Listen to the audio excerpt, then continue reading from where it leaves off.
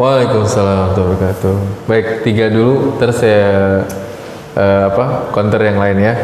Yang pertama, masalah tadi Bapak gade sawah. Jadi kenapa itu jadi terlarang?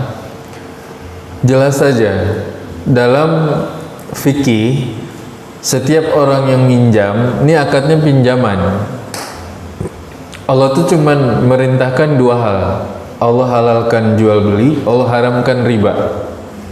Di ayat terakhir, yamhaqullahu riba wa yurbi as-sadaqah. Allah melaknat, murka dengan riba, tapi Allah suburkan sedekah. Setelah itu, ini dari atas sampai bawah kalau kita lihat ada kesalahan dalam transaksi yang kita lakukan selama ini. Masalah jual beli sama riba ini beda. Kalau orang minjam, sawah itu digadaikan, sawah itu sebagai jaminan, tidak boleh diutak-atik. Ketika dia dikelola, cuman sekedar dijaga, dikelola, maka hasilnya harusnya milik si yang punya sawah, bukan milik yang memberi hutang. Selama ini yang memberi hutang dapat jatah dari perjanjian awal ketika dia minjem uang, dan sawahnya diserahkan sebagai jaminan atau gadai. Ini salah. Ini kesalahan pertama. Yang kedua, beda hasilnya. Ketika kita butuh uang, sama-sama butuh uang, kita datang kepada orang yang punya uang. Saya butuh uang. Untuk apa? Untuk mengelola sawah saya. Kasih saya pembiayaan modal usaha dengan skema muzaroah atau musaqah yang halal di dalamnya bagi hasil. Ini beda nih. Ini beda. Yang pertama minjem sawah kita gadaikan, utang yang gak selesai, sawahnya akhirnya diambil. Ini akadnya udah gadai. Kullu qardin jara manfaatun fahuwa riba. Setiap qard, pinjaman yang berlaku di dalamnya azas manfaat, riba. Saya pinjam uang 15 juta, saya gadaikan Honda Vario saya. Honda Vario itu dipakai buat Gojek. Hasil dari Gojek itu riba. Sama seperti itu.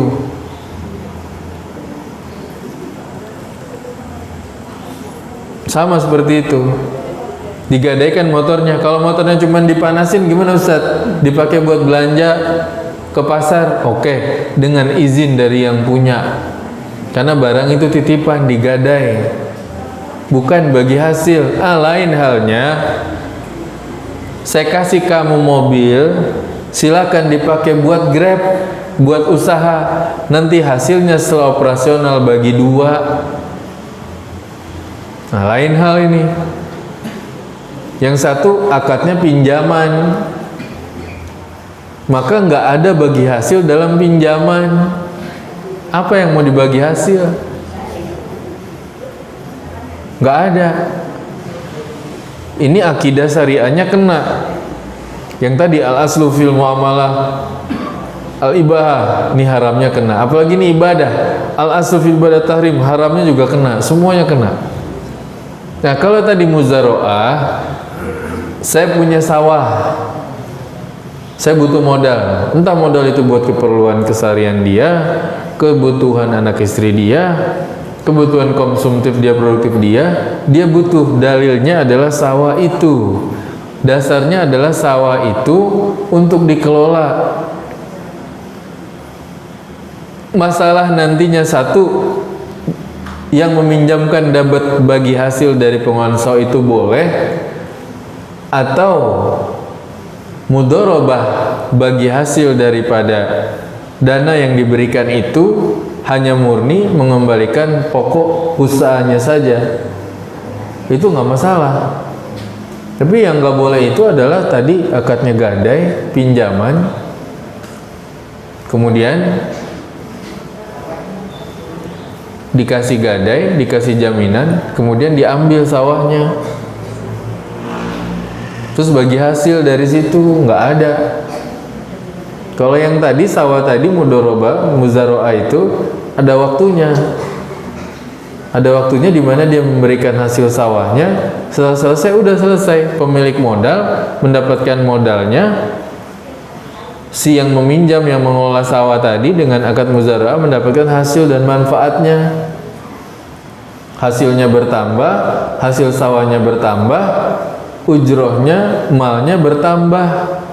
Nah, yang memberikan modal usaha tadi juga dia dapat hasil daripada dana yang dikelola oleh yang minjam tadi. Dan pada akhir masanya si pemilik modal yang meminjamkan modal tadi mendapatkan pokok modalnya yang dipinjamkan tadi, yang diberikan tadi. Maka ini namanya muzaroah.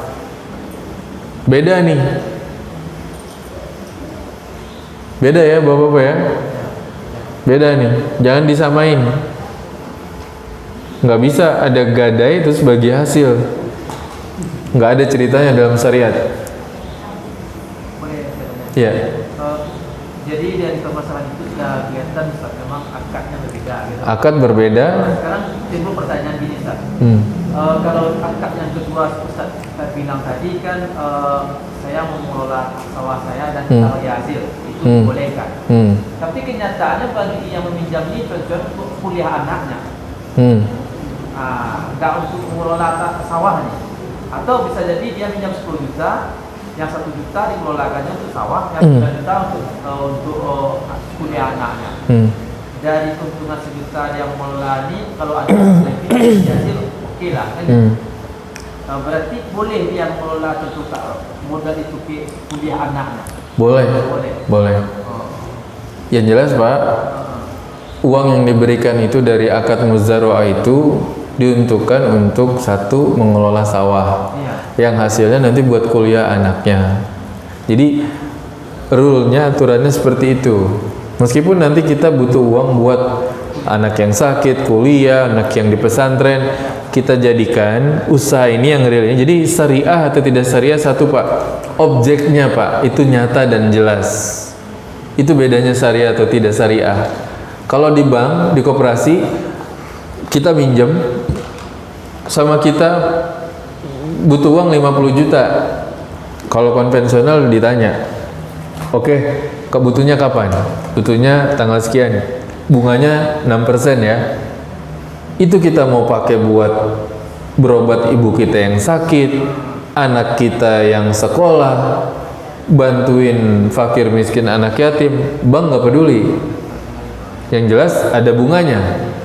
Kalau di syariah ditanya dulu, oke 50 juta buat apa?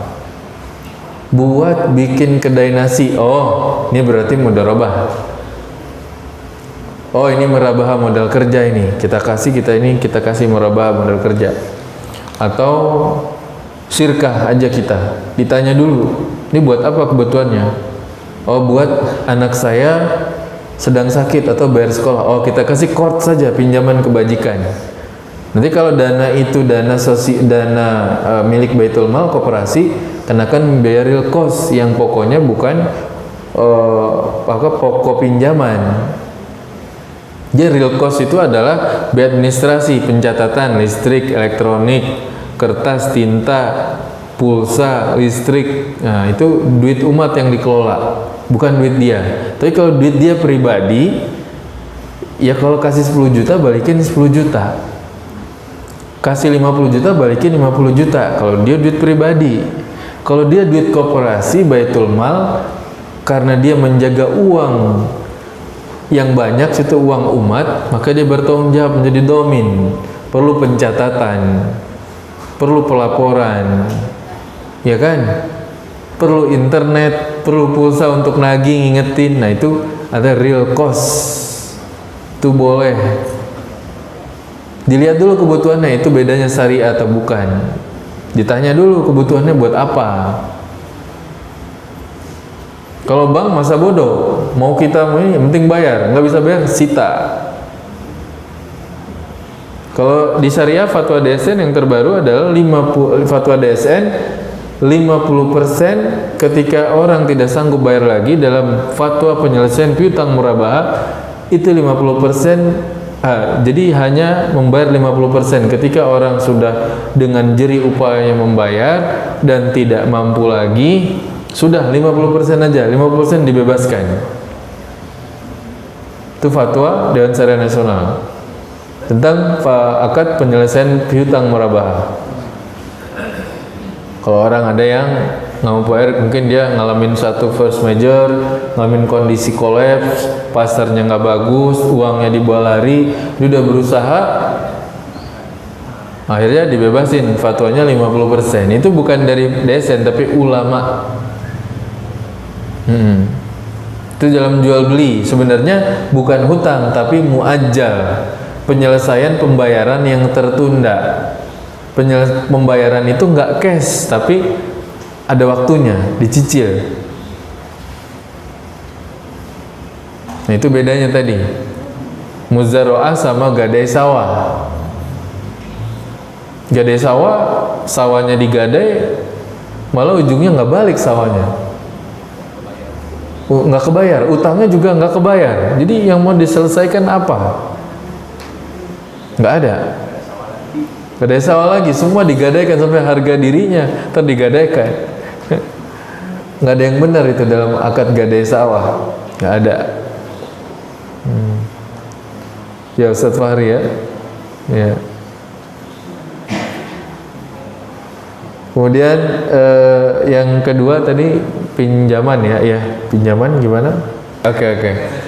Jadi riba itu apapun itu ada 3 keharaman. Saya selalu menyampaikan ini. Ada 3 keharaman bagi yang minjemin uang. Yang pertama, haram hukumnya minta lebih.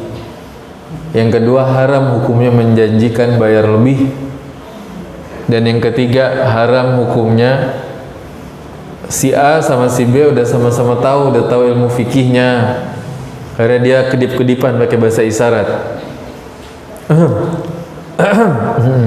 Ya maksudnya agar bayar lebih. Itu juga nggak boleh. Ada 3 keharaman bagi yang minjemin. Ini bukan riba, yaitu bagi kamu. Syariat yang bilang ini riba. Nggak bisa. Nah, satu sunnah bagi yang dipinjemin. Sunnah hukumnya bayar lebih, tapi nggak boleh dilafazkan. Nggak boleh. Kalau bayar utang, ya kan, nggak boleh 3 keharaman bagi yang minjemin. Tiba-tiba orang minjemin uang, si A minjemin uang ke si B, si A nya bilang, ingat-ingat sunnahnya ya, juga nggak boleh, karena yang dipinjemin tahu sunnahnya adalah bayarnya lebih. Yang minjemin bilang, ingat sunnahnya ya, nggak boleh. Itu riba juga.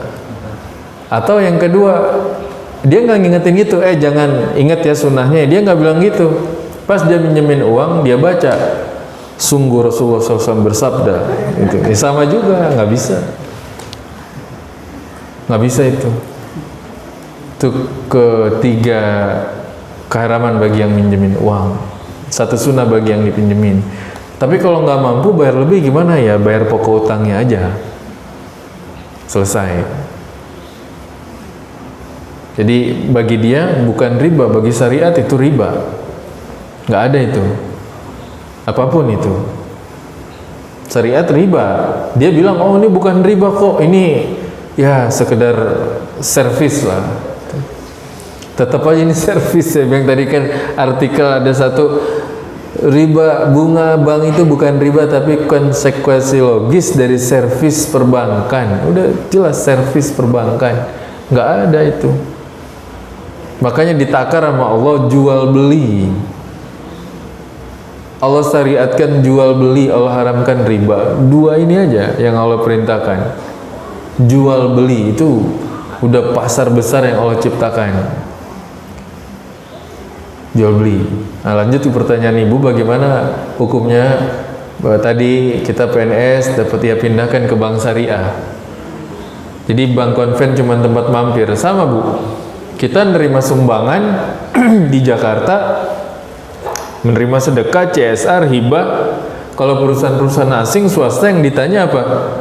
Kita berharap yang ditanya, Pak, berapa rekening muamalatnya? Berapa rekening BNI syariahnya? Berapa rekening BRI syariahnya? Enggak Pak, yang ditanya, Pak, BCA-nya berapa? Mampir sebentar dia, kirim lagi pakai mobil banking ke BNI Syariah, apa, masuk.